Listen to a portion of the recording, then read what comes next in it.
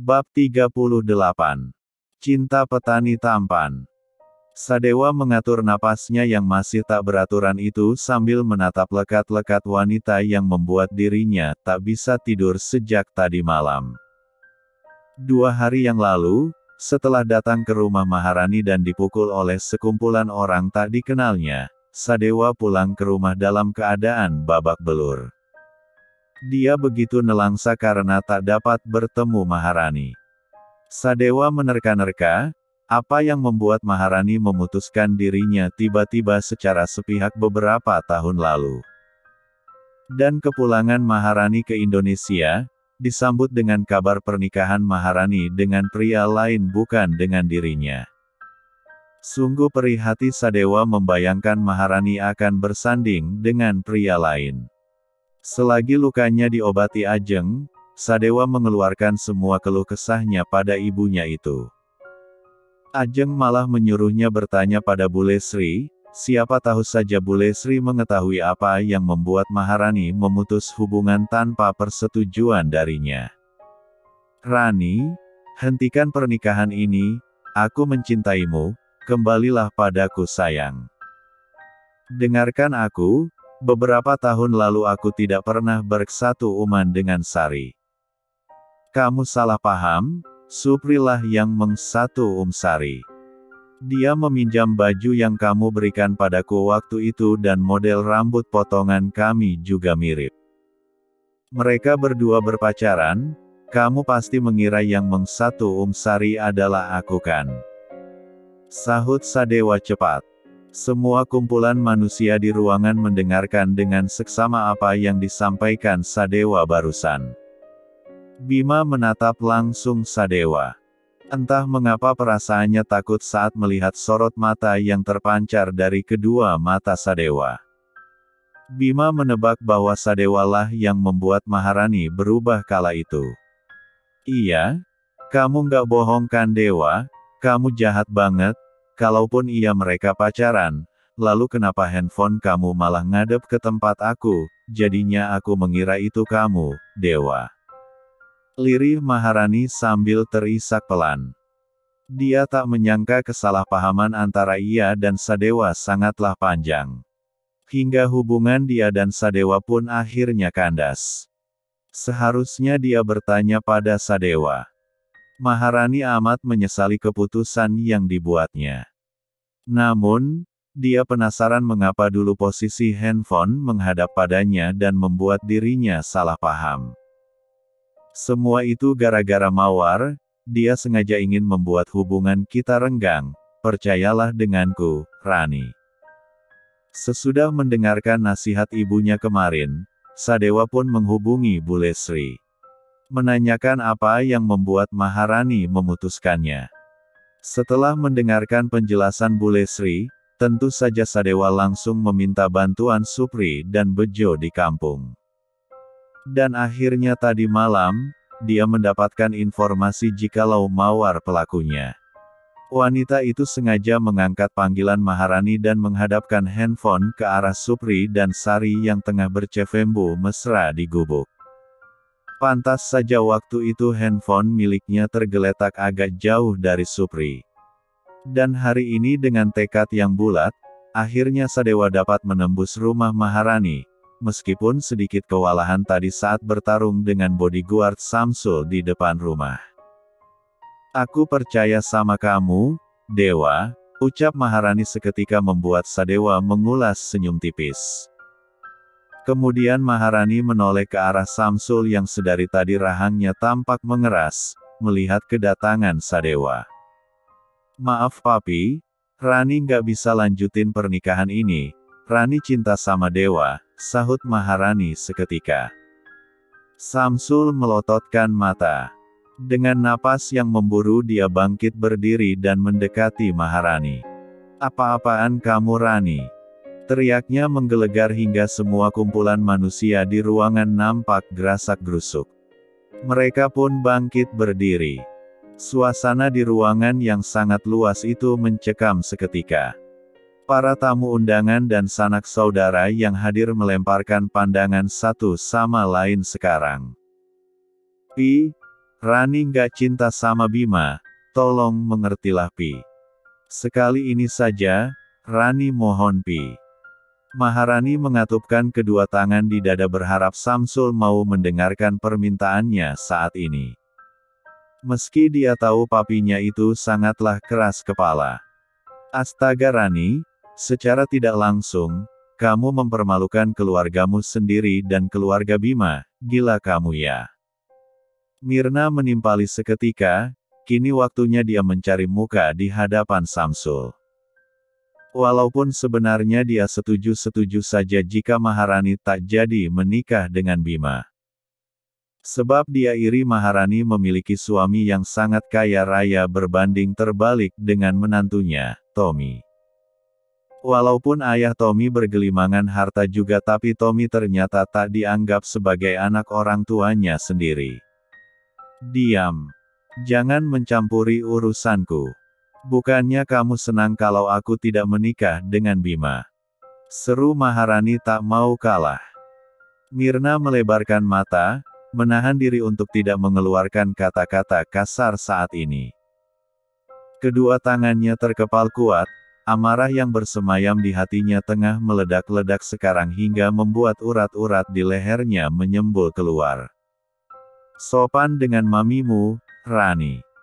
Mamimu tidak mungkin berpikir seperti itu. Pernikahan tetap harus dilanjutkan. Samsul membuka suara. Enggak, Rani enggak mau. Dewa. Maharani langsung mengalihkan pandangan ke arah Sadewa, yang sekarang terlihat panik. Tanpa pikir panjang Maharani mendekati Bima.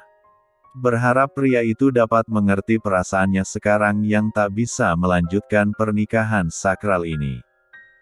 Bim, aku minta maaf kalau selama ini membuat dirimu sakit hati tapi apakah kamu mau hidup bersama denganku, wanita yang sama sekali tidak mencintaimu ini? Aku tahu kalau kamu mencintaiku tapi tidak denganku Bim, aku mencintai pria lain dan itu adalah Dewa. Dia pemilik hatiku, Bim. Kalaupun kita menikah aku tidak akan bahagia bersamamu Bim, pikirkanlah lagi Bim, sahut Maharani sambil meraih tangan Bima. Bima tak bersuara sama sekali. Dia hanya menatap bola mata Maharani yang basah karena genangan air matanya sedari tadi. Pria itu nampak berpikir keras. Bima, jangan dengarkan Rani. Pernikahan akan tetap dilanjutkan, sahut Samsul kemudian ketika melihat Bima hanya diam saja. Bima, aku mohon. Lirih Maharani sambil menatap seksama bola mata Bima. Bab 39. Bima, aku mohon. Sekali lagi Maharani bersuara. Berharap Bima dapat mengerti perasaannya yang saat ini tengah kacau. Baf. Baf. Baf. Ahak. Sadewa tersentak ketika dari belakang seseorang memukul punggungnya dengan sangat kuat. Dewa.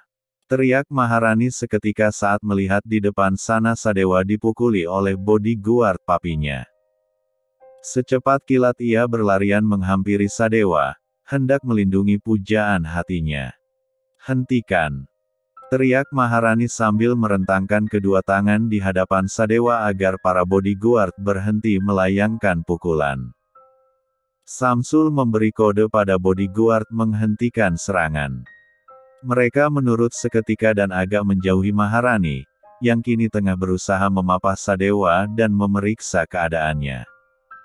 Setelah melihat Sadewa baik-baik saja Maharani menoleh ke depan. Bima, Papi, Rani mohon.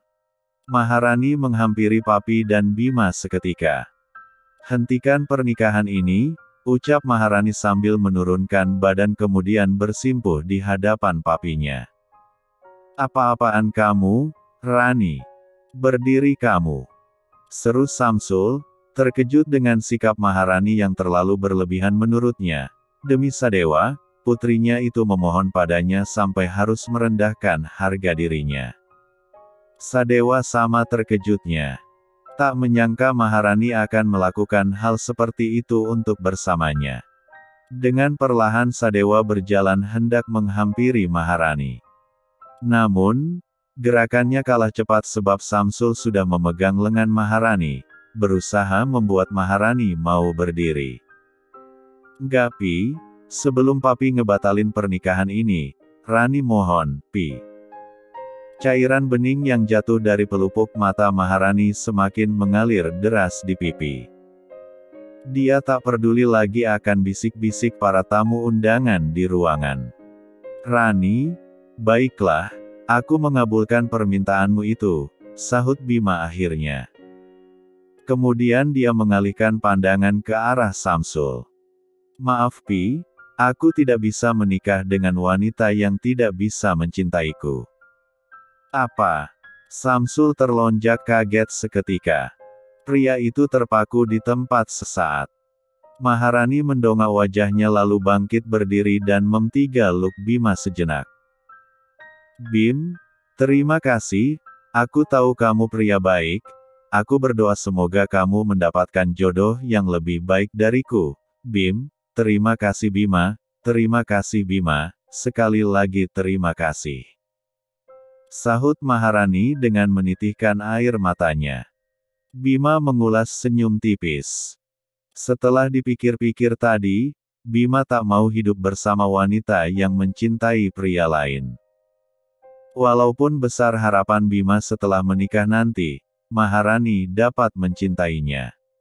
Akan tetapi, saat melihat kesungguhan Maharani tadi yang sampai harus bertekuk di lutut hadapan papinya, membuat Bima dilema. Akhirnya setelah berjibaku dengan pikirannya tadi, dengan lapang dada Bima mengiyakan permintaan Maharani meski hatinya perih, bagai ditusuk sembilu, karena kisah cintanya kandas dalam sekejap mata. "Iya amin, Rani. Aku berharap kamu dapat selalu bahagia," ucap Bima sambil mengusap cepat jejak air mata Maharani. Maharani mengangguk cepat. "Om, kami pergi dulu, Ayah, Ibu, ayo semuanya kita keluar," ucap Bima kemudian. Dia tak mau terlalu berlama-lama di rumah Samsul. Takut, keputusannya akan berubah. Pamungkas, istrinya dan sanak saudaranya mengangguk cepat. Mereka pun berhamburan keluar dari rumah tanpa mengeluarkan satu patah kata pun. Diikuti dengan para tamu undangan yang lainnya dan menyisakan Samsul, Mirna, Rara, Tommy, Dono dan para asisten rumah. Samsul nampak panik. Dia memberi kode para bodyguard untuk melayangkan pukulan lagi di tubuh Sadewa. Dengan gesit Sadewa menjauhi para bodyguard. Dia memasang kuda-kuda untuk bertarung dengan 3 pria bersetelan jas hitam di hadapannya. "Papi, hentikan. Kenapa Papi selalu bermain hakim sendiri?" seru Maharani sambil melirik Sadewa sekilas tengah bersiap sedia melawan para bodyguard papinya. "Terserah katamu Rani. Gara-gara dia, kamu membuat Papi malu. Lihatlah pria miskin itu apakah bisa melindungi dirinya sendiri ha?" teriak Samsul nyaring. "Papi keterlaluan," teriak Maharani. Samsul menyeringai tipis lalu menyuruh Dono untuk mengurung Maharani di kamarnya. Maharani melebarkan mata saat mendengar perintah yang diberikan papinya pada Dono. Dia hendak menjauhi Samsul. Namun, gerakannya kalah cepat. Samsul mencekal pergelangan tangannya seketika. "Dewa!" teriak Maharani seketika kala Sadewa dikepung oleh para bodyguard. Sadewa langsung menendang dan memukul mereka namun karena kalah jumlah, dia nampak kewalahan. Baf! Baf! Baf! Bunyi pukulan terdengar nyaring di ruangan bersama pula suara teriakan Maharani menggelegar yang meminta Samsul untuk melepaskannya. "Lepaskan Rani Pi, lepas!" jerit Maharani sambil berusaha memberontak. "Plak! Rani!" teriak Sadewa, tanpa menghentikan gerakan tangannya yang melawan para bodyguard. Maharani amat terkejut saat Samsul menamparnya tiba-tiba. Dia menoleh ke depan, menatap tak percaya pada papinya. Maharani menitihkan kembali air matanya. Sejak menikah dengan Mirna, Samsul menjadi ringan tangan. Kamu ini ngelawan orang tua ha. Mau jadi apa kamu nanti? Papi sudah kuliah kamu tinggi-tinggi. Tapi ini balasannya untuk papi. Teriak Samsul dengan berapi-api. Cekak, Rani, dikasih jantung minta hati. Padahal suamiku sudah berbaik hati ingin menikahkanmu dengan Bima, tapi kamu malah memilih pria miskin itu. Mirna mulai mengompori-ompori. Dia tersenyum sinis, melihat Maharani mematung di tempat saat ditampar Samsul barusan. Maharani mengalihkan pandangan ke arah Mirna. Diam kamu. Gak usah ikut campur urusanku. Dasar wanita tak tahu diri. Plak. Sekali lagi Samsul menamparkan anak kandungnya itu. Maharani memegangi pipi kanannya yang terasa semakin panas saat ini. Rani. Benci papi. Jeritnya histeris. Saat ini betapa hancurnya hati Maharani diperlakukan semena-mena oleh papinya sendiri. Kamu. Udah jadi anak pembangkang ya sekarang. Kesini kamu. Samsul mencekal pergelangan tangan Maharani kemudian melangkah cepat ke ruangan lain. Ark. Lepasin Rani. Mami tolong Rani, pilu. Berharap maminya di atas sana dapat melihat dan mendengar permintaannya sekarang. Dengan susah payah Samsul menyeret Maharani ke ruangan sampai pada akhirnya punggung keduanya menghilang. Sadewa hendak mengejar Maharani tapi dia langsung dihadang para bodyguard. Sehingga dia tak dapat membantu Maharani. Minggir kalian BR3 engsek. Teriak Sadewa sembari melayangkan pukulan di perut-perut bodyguard. Alhasil perkelahian tak seimbang kembali terjadi. Selang beberapa menit, Sadewa terjungkal ke belakang kala salah seorang bodyguard berhasil menyundul dagunya. Sadewa menyemburkan darah ke sembarang arah lalu menatap jenggah ke arah para bodyguard, yang tak keletihan sama sekali. Katakan pada bos kalian, untuk keluar sekarang juga. Jangan jadi orang pengecut. Seru Sadewa sambil menunjuk. Belum sampai semenit Sadewa berkata, Samsul datang tiba-tiba. Pria parubaya yang badannya masih segar dan bugar itu menatap dingin ke arah Sadewa. Apa maumu ha? Gara-gara kamu anakku menderita. Seru Samsul. Jangan mengada-ada Anda, Rani menderita karena ulahmu. Kamu memperlakukan anak kandungmu sendiri seperti anak tiri. Sadewa melirik Rara sekilas, yang sedari tadi hanya diam saja menyaksikan keributan di dalam ruangan. Sementara anak tirimu itu, kamu sayangi-sayangi, ayah macam kamu. Sambung Sadewa lagi. Jangan ikut campur urusanku. Pergi kamu dari sini. Rani tidak pantas bersanding dengan pria miskin sepertimu. Teriak Samsul sambil mengeluarkan pistol dari saku celana. Kedua mata Sadewa melebar seketika.